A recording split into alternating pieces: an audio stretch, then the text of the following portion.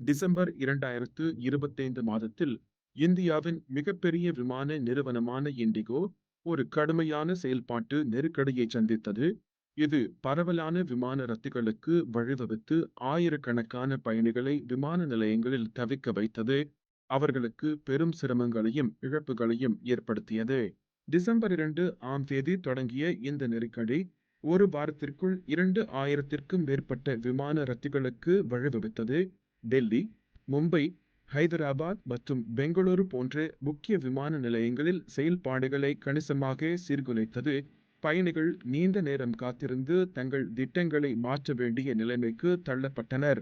இந்த நெருக்கடிக்கு முக்கிய காரணங்கள் புதிய விமான பணி நேர வரம்பு விதிகள் அமல்படுத்தப்பட்டது. இது விமானிகளின் ஓய்வு நேரத்தை அதிகரித்து இரவு நேர செயல்பாடுகளை கட்டுப்படுத்தியது. இதனால் போதிய விமானிகள் கிடைக்காமல் போனது. இண்டிகோவின் போதிய திட்டமிடல் இல்லாமை மற்றும் போதுமான விமானி மற்றும் பணியாளர் பற்றாக்குறை இந்த புதிய விதிகளை சமாளிக்க தவறியது நிலைமையை மேலும் மோசமாக்கியது. ஏனெனில் அவர்களிடம் போதிய பெம்பர் ஸ்டாஃப் இல்லை. கூடுதலாக, குளிர்கால அட்டவணை மாற்றங்கள், தொழில்நுட்ப கோளாறுகள், மோசமான வானிலை நிலைமைகள், விமான நிலைய நெரிசல் மற்றும் மைக்ரோசாஃப்ட் விண்டோஸ் சேவை செயலிழப்பு ஆகியவை இந்த நெருக்கடியை மேலும் தீவிரப்படுத்தின. இதற்கு பதிலாக, விமான போக்குவரத்து இயக்குநரகம் உடனடியாக ஒரு விரிவான விசாரணையை தொடங்கியது. இண்டிகோ சிஇஓ-க்கு விளக்கம் கோரி நோட்டீஸ் அனுப்பியது மற்றும் செயல்பாடுகளை நேரடியாக மேற்பார்வையிட குழுக்களை முக்கிய விமான நிலையங்களுக்கு அனுப்பியது. நிலைமையை சீரமைக்க இண்டிகோ தனது விமான அட்டவணைகளை 10% குறைக்க உத்தரவிடப்பட்டது. மேலும் உள்நாட்டு விமான கட்டணங்களுக்கு தற்காலிக உச்சவரம்பை அரசாங்கம் விதித்தது. இது பயணிகளுக்கு சற்று நிவாரணமாக அமைந்தது. சிவில் விமான போக்குவரத்து அமைச்சர் இண்டிகோவின் பணியாளர் மேலாண்மை மற்றும் குரூ ராஸ்டரிங் குறைபாடுகளை கடுமையாக விமர்சித்தார். மேலும் புதிய எம்டிடிஎல் விதிகளுக்கு இண்டிகோவுக்கு பிப்ரவரி 10ஆம் தேதி வரை தற்காலிக விலக்குகள் வழங்கப்பட்டன. இண்டிகோ சிஇஓ பீட்டர் எல்பெர்ஸ் இந்த செயல்பாட்டு நெருக்கடிக்கு பொதுமக்களிடம் மன்னிப்பு கோரினார். தவறான கணிப்பு மற்றும் திட்டமிடல் இடைவெளிகள் ஏற்பட்டதை ஒப்புக்கொண்டு நிறுவனத்தின் பொறுப்பை ஏற்றுக்கொண்டார். இந்த நெருக்கடியை சமாளிக்க விமான நிறுவனம் வாடிக்கையாளர் தகவல் தொடர்புகளை மேம்படுத்துவது, சிக்கித் தவித்த பயணிகளுக்கு உடனடி உதவி வழங்குவது, பணியாளர்கள் மற்றும் விமானங்களை மறுசீரமைப்பது உள்ளிட்ட பல்வேறு நடவடிக்கைகளை எடுக்க உறுதியளித்தது. டிசம்பர் 15ஆம் தேதி வரை அனைத்து ரத்து மற்றும் மறு திட்டமிடல்களுக்கும் முழு விலக்குகளை இண்டிகோ வழங்கியது. மேலும் பயணிகளுக்கு பயண வவுச்சர்கள், பண இழப்பீடு உள்ளிட்ட பல்வேறு இழப்பீட்டு நடவடிக்கைகளை அறிவித்தது.